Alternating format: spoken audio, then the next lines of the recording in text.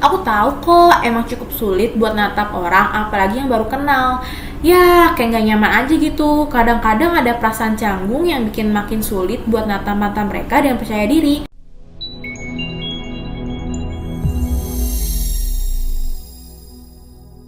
Hai guys, kangen gak nih sama aku? Akhirnya kita ketemu lagi ya. Buat yang belum kenal, aku Tiara. Salam kenal ya. Kalau kamu belum subscribe, yuk subscribe sekarang. Karena channel MSD ini bakalan selalu up to date bagi-bagi info seputar dunia kerja.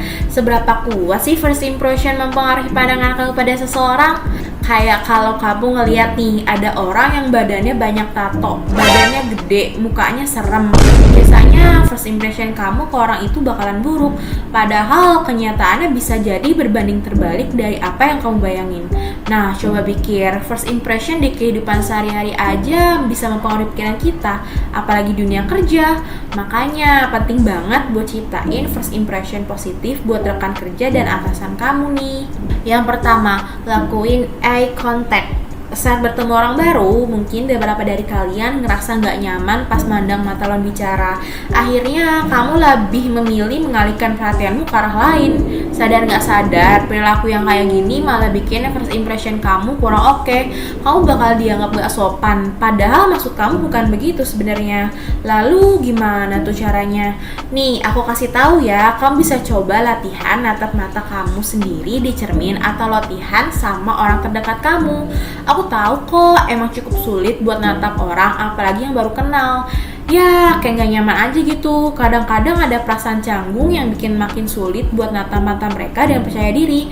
Tapi suka gak suka menatap mata banyak manfaat positifnya loh. Salah satunya nih, menatap mata juga menunjukkan kesan keseriusan dan kecerdasan seseorang dalam interaksi sosial. Makanya penting banget untuk memberanikan diri menatap lawan bicara.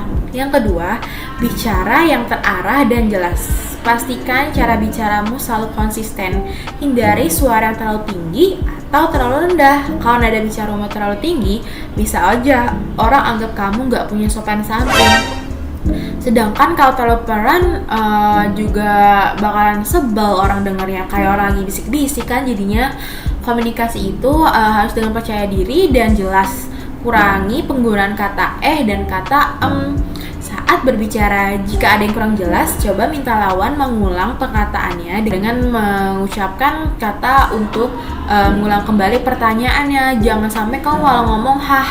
Untuk menciptakan kesan pertama yang baik, sampaikan informasi dengan jelas dan terstruktur. Gak usah berbelit-belit. Kamu juga bisa loh minta saran ke orang di sekitar buat kasih masukan supaya skill komunikasi kamu makin meningkat. Nah, selanjutnya adalah aktif dengerin orang ngomong dan jangan malu buat nanya.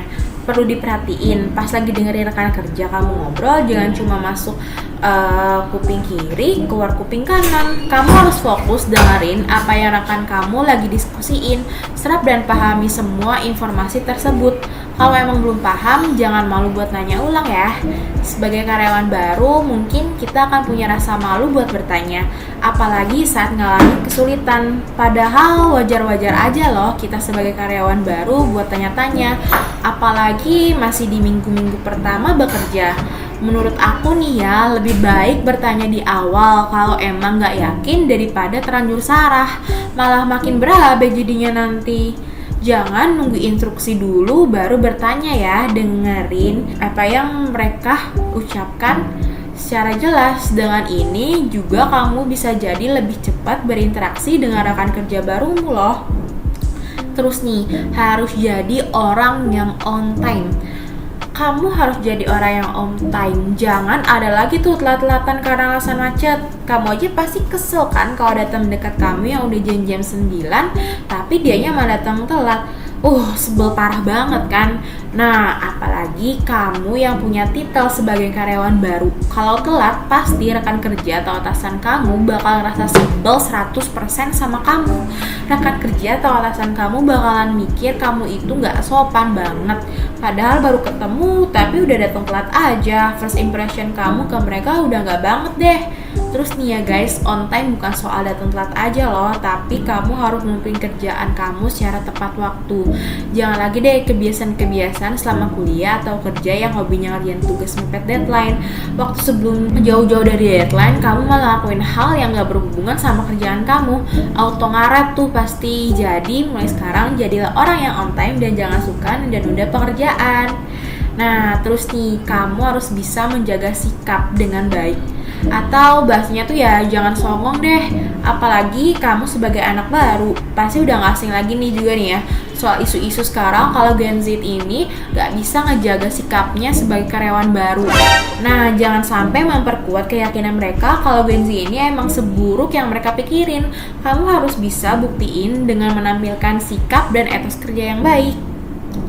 Nah, terus kamu harus bisa menjadi diri sendiri. Kalau kamu punya perilaku atau kebiasaan buruk, segera diperbaiki ya. Tapi ingat guys, penting buat tetap mempertahankan jati diri kamu alias selalu menjadi diri sendiri. Karena aku yakin semua orang punya satu hal yang unik di dirinya sendiri. Coba fokus pada mengembangkan karakter positif dirimu. Misal kamu orangnya sopan, selalu pakai kata tolong dan terima kasih di era yang sudah tidak terlalu peduli dengan kata-kata sederhana itu. Ya, kamu mengembangkan kebiasaan baikmu itu, tapi perlu diingat dalam menampilkan kesan positif, kamu gak perlu berusaha untuk menjadi sempurna atau malah berpura-pura menjadi orang lain. Jadi versi terbaik dirimu aja udah cukup kok. Nah, terus nih, kalau ada aktivitas di luar pekerjaan, kamu ikut aja ya.